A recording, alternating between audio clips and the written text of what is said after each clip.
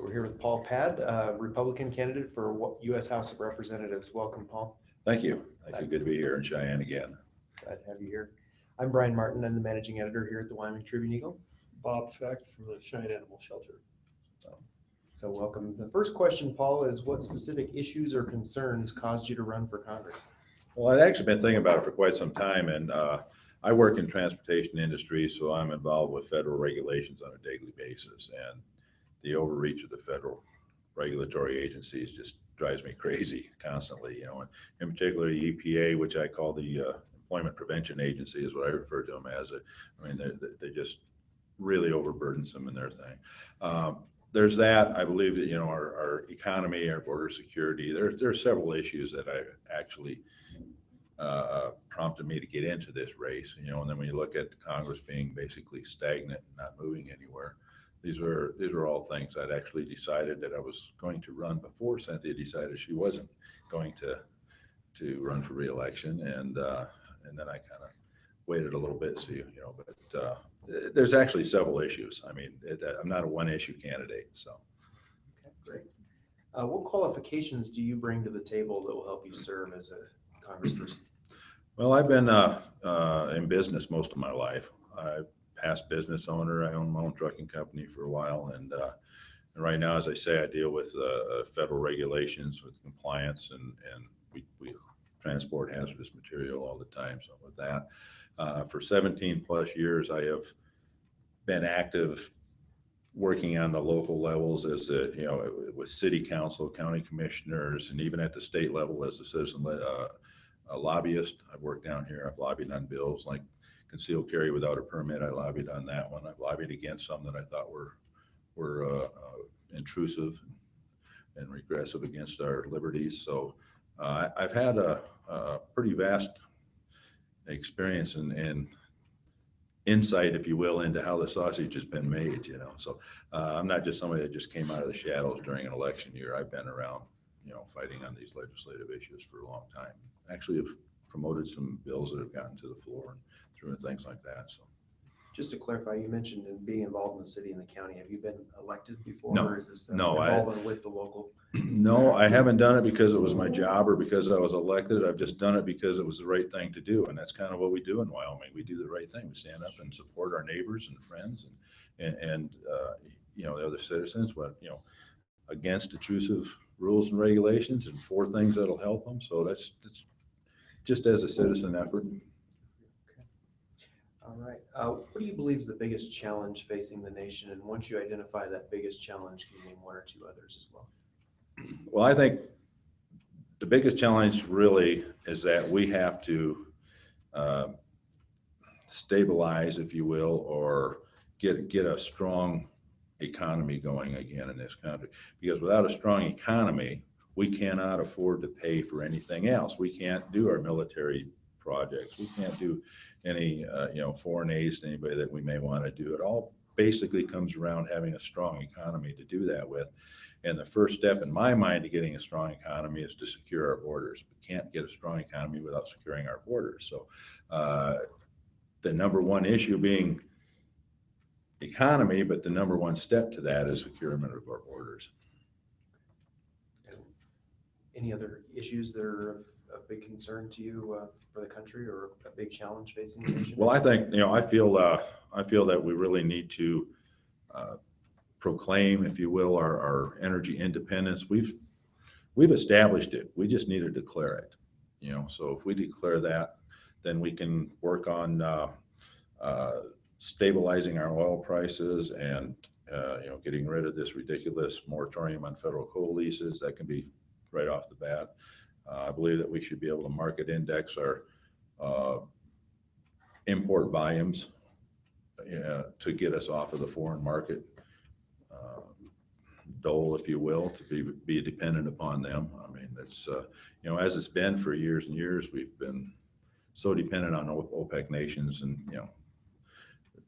Middle East nations that they control the spigot, if you will, of our oil, and that takes our economy up and down, and our jobs and everything else around here up and down. We're at their mercy. We need to have the spigot on our end so we can control it and stabilize these things ourselves instead of being so dependent on the foreign markets. So again, it all comes back into, it captures around the economics of the country. And of course, the security of our country, border security, our security. Sir, when you talk about your first issue, stabilizing our economy or making it a strong economy. Right. I believe our current president's taking credit for very, very low unemployment and a fairly low inflation rate. So how would you answer that, or how would you challenge that? Well, I'm trying to sit here and think of a good analogy that might cover that. But basically, if you're not going to count all the people that are unemployed as part of your unemployment rolls, then yeah, you can keep your rates down. You have so many people out of the workforce now. I believe it's the highest number of people that we've ever had not participating. Work people that are not participating, but they're not being counted as part of the unemployment. So, I do not believe this 5.5% or 5.8%, whatever it is. Our unemployment rate is significantly higher than that. And, if he wants to take credit for that, is he also going to take credit for having the highest number of people on the welfare rolls in this country and living in poverty than we've ever had? So, this all comes back to that. You can play with numbers. It's economics 101 tells you how to lie with statistics, I guess. This is what you can take statistics and turn them. So we really don't have such a low, we don't have such a low unemployment rate. Thank you. So. Paul, you mentioned earlier, to answer the first question about Congress being stagnant. One of the public's biggest complaints about the national political process and what's happening in DC is that nothing's getting done because we're so partisan. Exactly. What is your solution to that? How would you work across party lines to get bills passed for your constituents here in Wyoming? Well, I said the first thing that I would do when I go to Washington is I know being so far from Washington, representatives need to come back as regular as they can, visit with constituents stuff. But the first couple of months, I probably wouldn't get back very often. The reason being, Congress is sworn in January 3rd, and then the president's sworn in the 20th, and then of course he has to appoint his cabinet, things like this. I want to take that lag time, if you will, and the first thing I want to do is start getting with representatives from other like states that have multiple energy resources, and start developing alliances and coalitions and that, and expanding out from there. And that's what it's going to be about. Being in business, I've negotiated a lot of contracts, everything from how much the rent on a pinball machine would be when I was 14 years old. It was my first management position, so up to multi-million transportation contracts and stuff. So, but I understand there's a difference between negotiation and compromise. They're totally different things. And so basically it's building a coalition. One person out of 435 is not going to be able to do anything by themselves. If you're not able to have the skills and the skill set and the mindset to build coalitions, alliances, and work with that. And I liken it to putting dropping a rock or a pebble in the water, right? And you build from your core, the core that are most like-minded to you. That doesn't mean you can forget about the others, but you start with that core and you build on out from there, increasing, your alliances and your coalitions out from that. Now how big a splash you want to make at the beginning is how big a rock you throw in that water. So basically, when you say how are we going to get things done and get around there, we have to start. One person has to start with a core, if you will, alliance. And then build on out and expand from there. And I believe my experiences in business over the years it gives me the ability and the knowledge on how to do that. So let's follow up on that just a little bit, if I may. You're there for a few months. You've built a coalition with some other energy states. What do you think would be your first attempt in Congress to make some kind of change if you had a coalition of a number of energy states? Well, the first thing, and I think this could happen immediately, is ending the moratorium on the federal coal leases. I think that's going to happen regardless of who's elected into this position here. I think I really believe that our next administration is going to be a Republican administration. They're going to take care of that. But if they don't take care of it, the president doesn't do it on his own, I think that would be probably one of the first things I do. The next thing that I'll be looking at doing would be declaring our energy independence and stabilizing our prices, trying to stabilize our oil prices by, there are a couple different ways. I'm not hard set in stone on how to do it there. I mean, I've heard suggestions of doing tariffs on imports. I'm not fond of doing tariffs on imports. I would rather control the volume of imports based on, an index that to market. If prices are real high, then maybe we can bring in a little more of the less expensive foreign products. And if they're real low, then we need to shut that off to keep our market up, so I've been accused of saying, well, that's like price fixing. Well, what do you think OPEC's doing every time they turn that nozzle on and off over there? It's the same thing, but like I say, we need to have that on our end. We need to control that, not the foreign markets to control that. So that's where I would start. And I would probably work right away as soon as I can on getting rid of the Department of Energy. I think it's kind of like the most that was put in place in the 70s to make sure we didn't have a shortage of oil. I don't think we have that problem right now. They've expanded out into oversight of some nuclear programs. They've expanded way beyond their initial purpose just to try to justify their $25 billion a year existence, so. Paul, how important is it for you to maintain your own voice and your own priorities when you arrive in DC?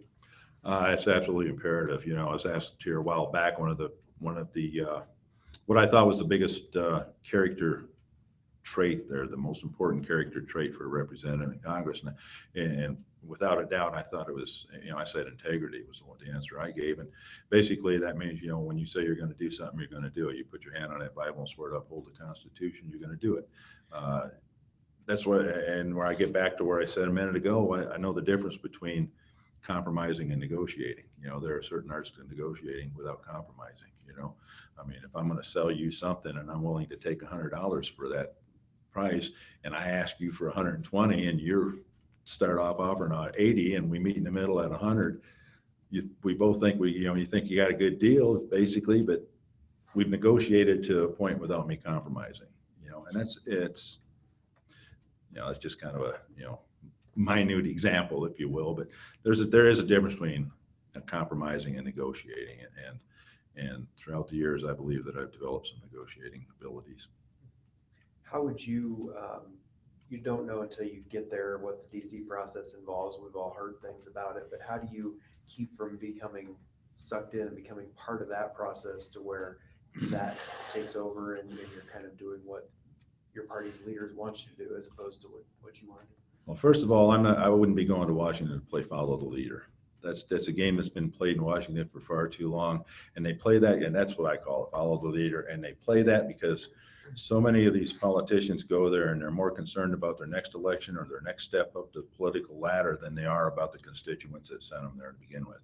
I'm not going to be a 20-year career politician. 6 years, if I was fortunate enough to be reelected a couple of times, is probably where I'm looking at. I'm not going to set that in stone. It might go to 8, might be 4. Who knows how, depending on what gets accomplished over that first few years. But that's kind of the starting point that I'm looking at in there. I'm certainly not going to be a 20-year politician. I'm not going to be sitting there, working into my 90s like some of these other people have, down there as politicians, this 20, 30. I'd love to see some congressional term limits, but that's going to be a tough road to hoe there to get people to, put restrictions on themselves. The only way to be able to do that is to get them to realize that, well, this isn't going to affect you. It's going to affect the next people that are coming in. So we have a variety of issues. We want to kind of go down through the list and have you address them. The first one's military spending and protecting FE Warren Air Force Base. Where do you see the military spending level as it is now? Are we spending enough? Do we need to be spending more? And what would you do to ensure the future of FE Warren? Well, the military spending, basically military in general, has been dissipated over the last decade.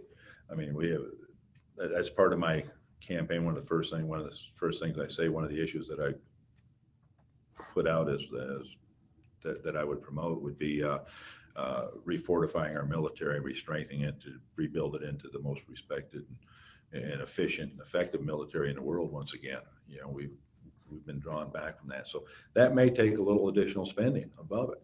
I mean, we have to create an atmosphere where our military personnel are once again take pride in what they're doing. I mean, most of them do, but I mean, we have to make sure that our morale is up there. And part of that is going to be looking at seeing what we can do, not just for the military personnel, but the military personnel's families that they left behind.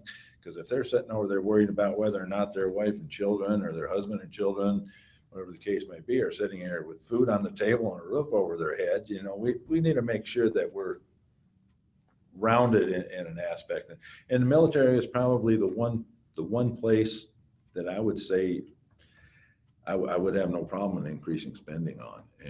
And basically that all falls in there. And, it's the same thing, if you warn, you fall, it all comes back to, to the dollar. But again, we'll go back to what I start off with. If we don't have a strong economy and a stable economy in this country, we're not gonna be able to afford to do any of that. So we have to build on that and build that up. I have a lady I work with, her stepson is in the Marines, and she just told me that he was talking about everything that he has to purchase. I mean, why are we making our Marines purchase their own boots? I mean, their own fatigues. I mean, they don't pay them enough to start with, yet we're making them purchase their own uniforms. I mean, come on. There certain things I understand. Some dresses and dress uniforms and things like that. But making them buy their own boots and fatigues and requiring them to buy a certain number of them. We have to start looking after our military while they're in there and while they're after they get out for our veterans as well. So.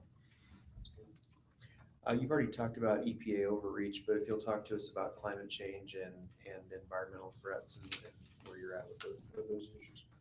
Well, climate change. I remember back in the 70s, we were going into an ice age, and now we're going into a heat wave, and we're going to, there's always been climate change. If there wasn't climate change before there were automobiles, we'd still be in an ice age, I guess. I mean, I just think that this is an issue that I'm not really willing to accept that is the biggest catastrophe or the biggest danger of our times. I really don't. It doesn't mean that would be out here promoting, massive pollutions and things like this. I'm always, interested, doing things as clean as we can. But to sit here and say that that's our biggest threat that we face is climate change, I think is a phenomenally ridiculous statement in my mind. I really do. And was there another part to that? I'm sorry. Just environmental threats if they're. Well, environmental deals, and here again, we go back to the EPA and such. Every state has a DEQ to oversee this, and I would like to reel in the EPA and get it back to the point. I'm not so sure that I want to get rid of it completely like some people do, but I would like to at least rein it in and reel it in to the point where it's more of an oversight like it was meant to be to start with. I mean, your DEQs have problems, you have arguments between states or something like this, you can go to them and they more of a guidance type oversight agency, but they're never meant to be able to make rules and regulations with punitive consequences. That's legislating. That's up to the Congress. They're supposed to just simply, enforce, if you will, or oversee what Congress enacts, not to make their own rules. I mean, the way they've done this, basically EPA and some of these other regulatory agents, they become almost like a fourth branch of government on their own. They've kind of just usurped this power, or it's been ceded to them by the inaction of Congress. And so now they end up with quite an overreach. I don't know if some people know what the Kraken is, some people don't, but I think of the government as the Kraken and all these little regulators. They're like the tentacles of a Kraken, and they just keep coming out all over everywhere. And it's like, we've got to get that pulled back in. We really do. And Congress needs to take back its authority. That's the only way it's going to happen. That's one of the first things that's going to have to be done when I get in there, that I'm going to push for, is to Congress to re-establish, regain, take a hold again, whichever term you want to use, of the legislative power that's granted them in the first paragraph of the Constitution. They can't be granting or allowing these other agencies to legislate and create laws on their own. They have to, and there's ways that they can run around, whether it be through the power of the person or rewriting the regulatory agencies' definitions or whatever. So.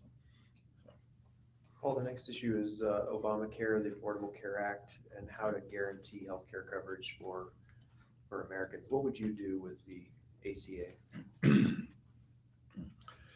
Go down to the store and buy a couple of packs of hot dogs and have me a bonfire. I'd get rid of the ACA as soon as I could. Absolutely. It's been a disaster.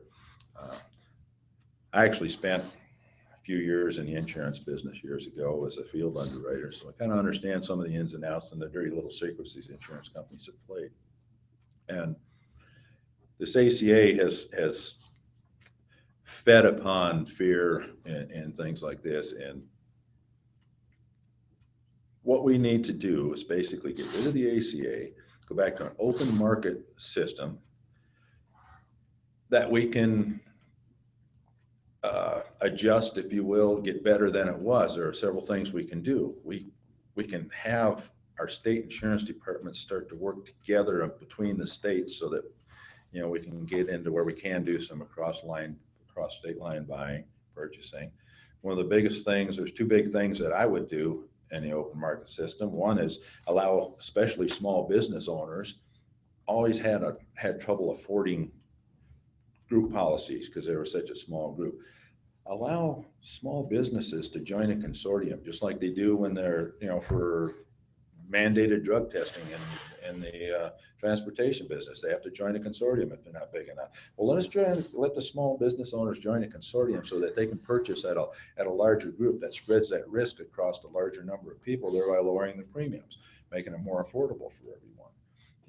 The other thing is there's this little thing in an insurance policy, when you're talking especially about health. It's called UCR or URC. UCR, usual,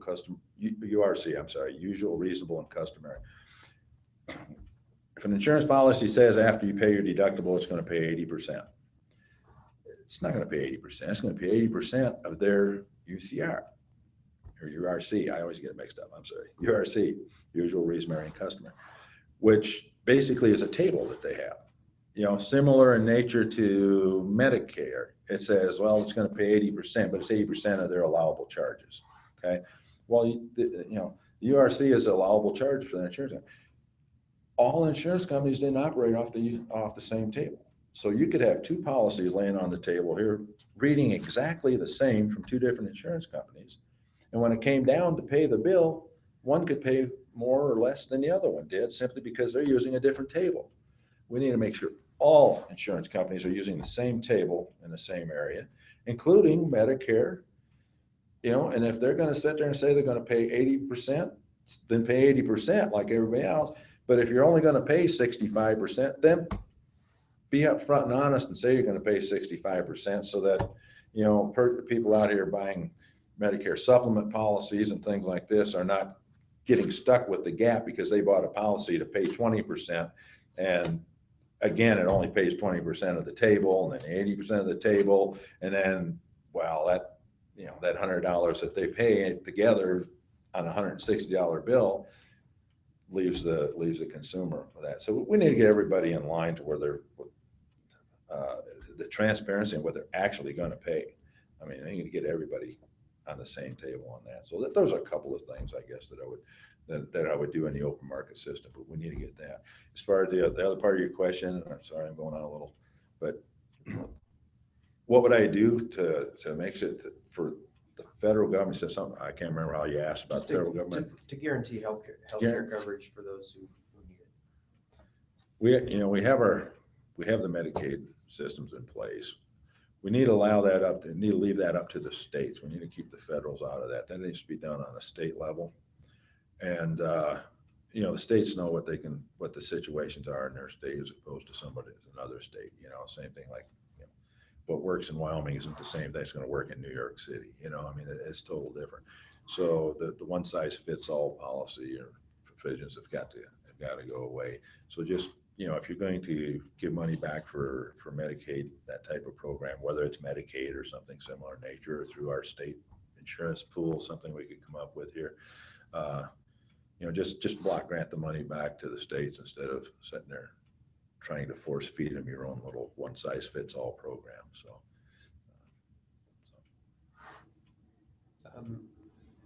Paul, how important is it to reduce the federal deficit, the debt, and what's your plan for doing so? Absolutely, it's important because you know, it's important to the stability of our nation. You know, again, without stability in our economy, we are threatened from overseas forces. I mean, our security is at risk. You know, my plan to, I'm sorry, ask the question again the way you said. What's your plan for reducing it? How Oh, would you go about doing? Okay. doing it? The number one thing that we have to do is start passing budgets, in my opinion. We've gone so long without actually passing budgets and getting them passed and done. And what we need to do is you have 12 appropriations committees that are supposed to, intended to put their budgets forward. And that's what we need to do. We've got to start passing. We have to do something to force these budgets to be passed. Because if you're just spending on continuing resolutions and you know, and things like this, it's like not having a budget. It's like there's just a never ending, you know, it's like having a whole bunch of checks with no money in the bank. You just keep writing them, you know? So we have to get to the point where we're doing budget and going to a baseline budgeting system rather than, I'm absolutely not a fan of taking across the board cuts on anything. I do not like the idea of saying we're going to cut everything 8%. Well, first of all, that penalizes the department that's actually been working as close to their budget or within their means as possible, and you know, benefits the department that's been just spending way out of control. They're sitting there working on 120% of what's needed. This agency's working on 100%. Well, now they're going to have to work on 92%. This place working still on 112% of what they should be working on. So across the board, you have to prioritize your departments and take your cuts like that. I think baseline budgeting can certainly help with that. I know it's a long, tedious task, and nobody wants to do it because it's harder. You know, well, stop being lazy. Do your job. Let's get it done. You know, and that's where we can start with that. And again, if we start increasing our economy, I would like to see us give to use the same old word, the moratorium, if you will, or a holiday on taxes for some of this overseas money and bring it back, you know, at a reasonable rate. I don't know if I want to bring it back free, but turn to 15% instead of 60% or whatever they're going to get hit by. Bring it back in and tell them, hey, if you can show that you reinvested that in the economy, maybe we won't even charge you at that. We'll even drop another 5 or something, you know, work out some deal on that. But it would have to be for a time specific. Say, okay, over the next 12, 18 months, whatever that time frame would be negotiated out to be, sure. You know. But so bringing that money back in and getting budgets passed, that's how we can start controlling our spending, which then we can work on our debt and stop borrowing money from people and sending it back to them. This is we borrow so much money from China and then we send China foreign aid. It's like me coming to you and saying, hey, I need $80, so I'm going to borrow $100 from you, and I'm going to give you 20 back, and then I'm going to pay you interest on the full 100. Well, why didn't I just borrow the 80 to start with, and then not send you the 20, and you just keep it? But no, we're borrowing the whole thing and then sending you some back and paying interest on the total amount. I don't know. Some of it just is so asinine. Some of the things they do on these things, it just makes, you know. I know it's some of it only seems like small amounts here and there, but you know. It's sad, but you start talking $1 billion here and $1 billion there as being small amounts. Well, it's, you know, that all adds up, you know, so we have to do a comprehensive look at our system and our budget and the way we're borrowing money.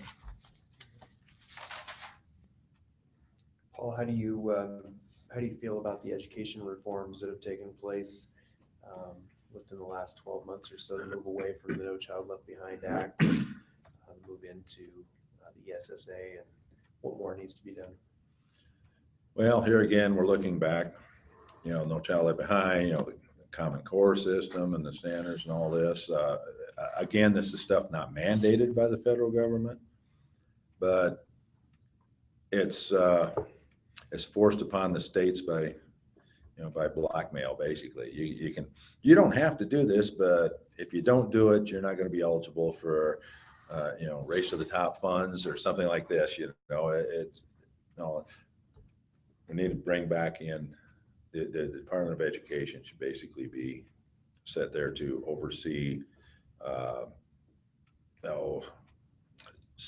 certificate standard, college standard, make sure your accreditations, things like this, to make sure that things are accredited when they're getting, that if somebody comes out of a college and they say that they're a doctor, that it's actually accredited, those type of things. But they need to get out of the actual education of K through 12, especially, and let the states do that, let states do that. You can sit here and, a good math question might involve, tonnage of soybeans in one state, and it might be talking about, red bricks in another state, but states have to be able to develop their own curriculum and stuff to, this is, you get the feds out of it, and I think we'll be a whole lot better off. What are your thoughts about endangered species, the Endangered Species Act itself, and how it's worked or not worked? Well, I'll be honest with you, I'm not as up on the Endangered Species Act as I probably should be on this. I don't know all the ins and outs of that of the act. I know a lot of people have had concerns about it, and with getting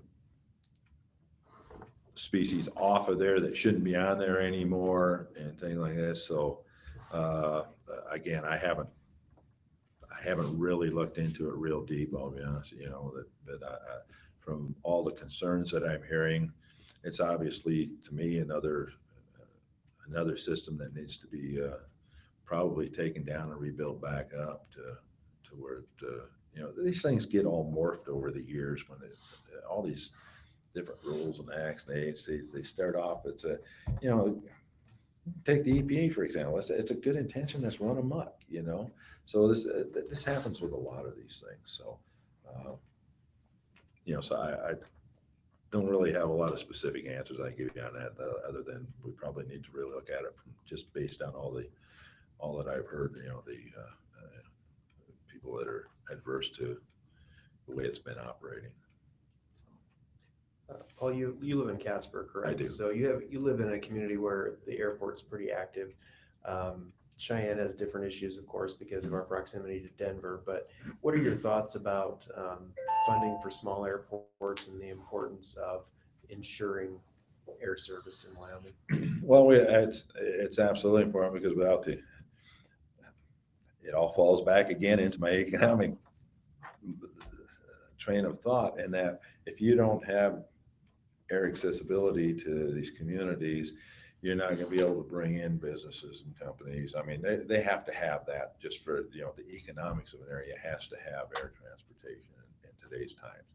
We can't sit here and wait for things to come in, even, I've been in trucking for a lot of years, but even trucks are slower than airplanes, So that you have to have access to the areas and communities and stuff like this. And some of these smaller communities that just can't afford to do it on their own. They're just not going to be able to afford to. So what's Congress's role in that? That's, again, I guess it would come under your transportation. I don't know. We have to fund some of this stuff. We can't just defund everything. We have to look and see that you have to do it on a case by case situation. You can't sit here and say, okay, we're going to, why are we giving this much money to DIA when, the airport up in Cody's getting nothing, I mean, just because it's smaller. Well, that's more reason to get a little funding there, and we have to also, you're going to have to look at what the business and tourism is a business as well. What's really needed for that area, how much funding and such is established, but it goes back to a baseline budgeting system for virtually everything. So. Paul, we're asking all the candidates for their feelings about the presidential candidates, especially the nominee of your party. Okay. He wasn't my first choice. My first choice got out real early. And pardon? Who was that?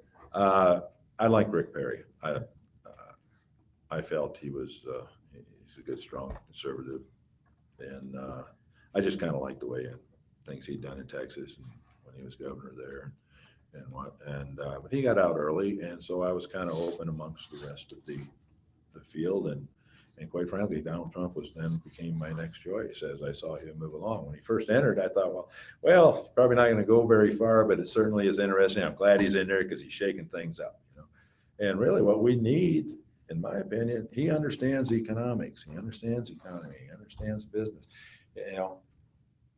I'm hopeful that he will choose the right running mate to someone that's got a little more, has a little more insider knowledge as to how the workings are there in Washington, but and maybe a little more foreign diplomacy. But I'm pretty strong with him, and I think he'll do us a good job. Like I say, a lot of it depends on his cabinet he picks and things like this. But businessmen of that caliber, that's what they do. They pick good people to be around them. They don't usually pretend to be or know everything about every little individual. I mean, you can't. He's not someone that's going to try to micromanage every little thing. I don't think he's going to sit there and write executive orders over every little bitty thing like we have now. And so I'm in favor. I'll certainly be supporting. So. You kind of touched on this a little bit, but maybe expand the answer, Paul, about there only being one representative from Wyoming in the House. What are the priorities for Wyoming's lone representative, and how do you make sure your voice is heard among 435 voices there? Well, as I said, it goes back to this. I think it's kind of the same answer I already gave, in that you have to build alliances and coalitions within, not your party, but within like-minded people to start with. And then you expand out to people who are maybe a little less likely, but you can bring them into your fold, and pretty soon you can get to where you have enough people where you actually have, you get 100, 200 people, pretty soon you have a pretty good, strong voice in the House, I mean, even 50 people can be a strong voice in the House, but that's where building alliances and such, and expanding that out is going to come in. And I hate to keep going back to it, but it still comes right back to our economy. We have to be able to get in a situation where we can stabilize our energy markets and get the target off of the fossil fuel industry. And with a new president, I believe we're going to be able to do that, fairly fast. We need to work on expanding our markets as well, because let's face it, coal is an integral part. For example, coal's an integral part of our power grid in this country, and will be for a long, long time. But there are also developments in industry that are kind of lowering the requirements for that and lowering the markets for coal. But we have to expand our markets. We have to look at our overseas markets a little heavier than I think we have in the past. I know Governor Meade went up, tried to, I made a trip up to Washington there, and then they come back and they closed so we're not going to have that port here. Well, we can pursue that in other ways. That's not the only state in the world that has a port. I mean, there's other ways of doing this. I'd like to see the XL pipeline complete, because it's not just Canadian oil that's moving down there. We have American oil moving up and down that pipeline. We work on reeling in the EPA and allowing allowing companies to build a refinery or two around to where we can lower the transportation of that crude to get to the refineries. We can build them, inland instead of everything being onshore. So, but we can't do it now. Last refinery we built in this country was, the last major one was like in the 70s, a Marathon plant down in Louisiana. All the ones that have been opened and come online since then, and there's a handful of them, don't add up to what that one plant does when you add them all together. I mean, that plant, that refinery came out of like 500,000 barrels a day of usage, and they're up to like I want to say 674. I might be off on that a little bit. But all the other ones were like, 3,000, 5,000, this stuff. Like, they're smaller little operations like the one up in Douglas. That one came on after that. But we have to get government out of the way and allow business to build and expand. You have a perfect example right here in Cheyenne. I've been in and out of this refinery over here for years. There's a section in there. Now, I'll admit it's been a few years since I have actually been back into this part of the plant. But there's a section in there that was using steam pumps to unload product off of trucks, right? Steam operated pumps, old from 1940s stuff.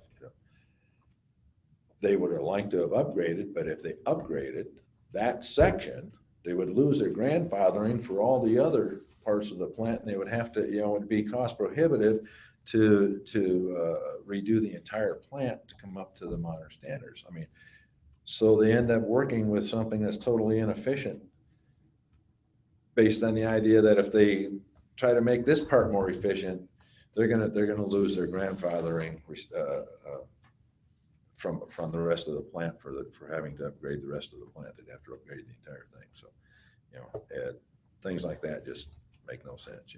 Let businesses work. Let them do what they need to do to be effective. So I'd like to follow up on that just a little bit more. And earlier, when Brian asked you about the challenges that we face, you said that we need to declare our energy independence. Right. So you believe we have the capability to absolutely internally fully sustain all of our energy requirements without importing? I do. We have the ability to do that here.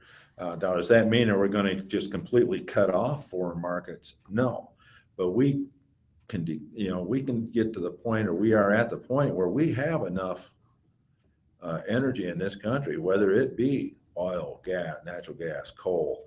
We're developing, wind farms and solar. Between all of the things that we have going on, we could certainly be energy independent from foreign markets.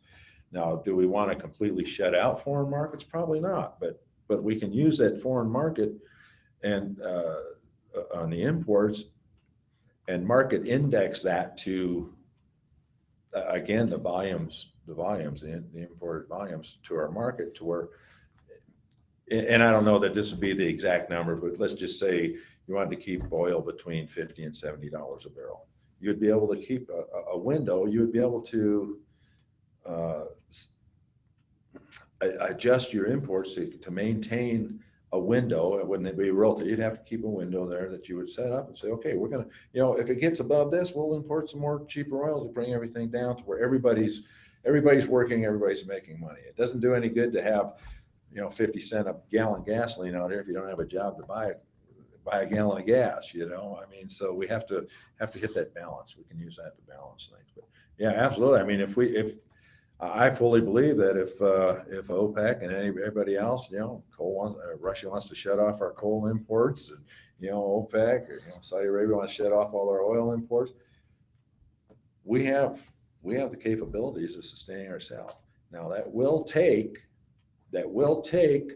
the government backing out, EPA, regulatory agencies backing out and allowing us to build a couple of refineries, because we don't have, it's not that we have a lack of, like, for example, in the crude market, it's not that we have a lack of crude, we have a lack of refining capabilities.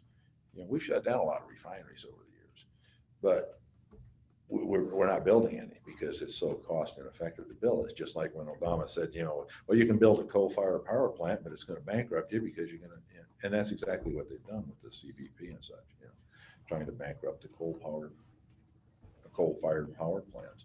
So yeah, I believe that we could actually declare our independence and be, if we were willing to do that and willing to get the government out of the way enough and the regulatory agencies out of the way enough to build, a few new refineries and the power plants and Wyoming, for example, has, some of the cleanest coal in the world. I mean, we have the low sulfur coal up there. That's just, we can do this without damaging the environment. So. Well, perfect lead into, there's a fair amount of the world that believes that we have affected climate change through our carbon imprint. So do you think we can overcome that?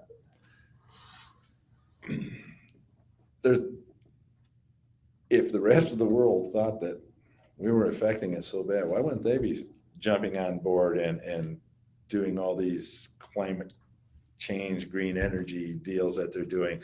And look at Germany's backing out. Just for example, Germany's backing out of their wind energy market. They're not expanding that anymore. Reason being, because they finally realize it uses more energy and creates a bigger environmental footprint to put up these and operate and maintain windmills than it does if they just create electricity the old-fashioned way. So they're actually backing off that. They understand, the same thing happened with the ethanol. Ethanol is a great, secondary fuel source that we have available, but sometimes it ends up, you end up using more energy to create this green energy than if you just wouldn't have used it at all. So yeah, you're creating a bigger carbon footprint by doing these things. So what? Matter of fact, this administration even admitted, and I'm trying to remember how they put it, but basically the whole idea between the CPP has nothing to do with environmental impact. It had to do with us leading by example, being an example for the rest of the world. So we were trying to lead. So we're basically, killing our own markets in an effort to be the leader for the world, to show them how it's supposed to be done. And it has nothing to do, that clean power plant has nothing to do with environmental issues. So I may not have answered exactly your question there. I'm not sure if it got to it or not. Well, it's not that I disagree with you. Okay. I just want to know how, if 50% of our U.S. population happens to agree with our current president, how do we overcome that? Education. Information, giving real information out instead of the propaganda that comes out of the liberal left. And that's really what it is, in my opinion, it's propaganda. We have, and this all didn't happen overnight. This has happened over decades of time. You can look at it right up into our universities and our upper education. It has become gradually more and more liberalized as far as the teachings go. And this is, for example, there was it even goes down into elementary. I was told, I haven't seen the book, but I was told that some new textbooks and teachings up in Cody in elementary school were teaching, and this isn't to do with climate change, but it gives you an idea how things get distorted, was that they were teaching fourth graders that their rights come from the government. The government gives them their rights. That's where they get their rights from. Well, that's just totally not true. Government gets, our founders did not give government all the rights to give out and dole out to citizens. It's totally backwards, but that's the way they were teaching it, that people get rights from. So it goes back to the same thing with the green thing. It's a lot of misinformation that I believe has been a lot of misinformation, and we need to do a little better job of actually promoting some more facts. You have people that are involved in green energy say, oh, well, no, I guess I was wrong, but you never hear that. You have to get information out. That's it. Thank you. So, Paul, is there anything else that we didn't cover today that you'd like to share with us? I think, I guess I would say just for myself, and I kind of like to maybe as a reminder that, I've been involved in helping, my neighboring community at, city, county, state levels, for years and years. And I guess if anybody was to look at this, I'd ask them to, before they consider who to support, maybe ask the other candidates how many times they've been to a town council or a city council or a county commissioners meeting, and because they all seem to come out of the woodwork or out of the shadows just during election years. It's the only time you ever hear from them. So I think with that in mind, I think that I'm the most qualified non-status quo candidate that we have. We do have some status quo candidates that, attorney, there's 175 attorneys or 175 members of the House that'll admit being attorneys, and 60% of the Senate admit to being attorneys. So, I mean, it's amazing, but people, there's more than that. All of them some of them put down different occupations, so attorneys, career politicians, these are the things that I think, we have to get away from the status quo. Our founders meant for us to be a citizen legislature, not a legislature of professional politicians. And so that's what my attempt and my drive in this race is to do, is to try to go back. Wyoming can be a leader in doing that, and I hope they will. Thanks for being here, Paul. Really All right, appreciate thank you. I appreciate the time and the question. I think we had a fairly good conversation.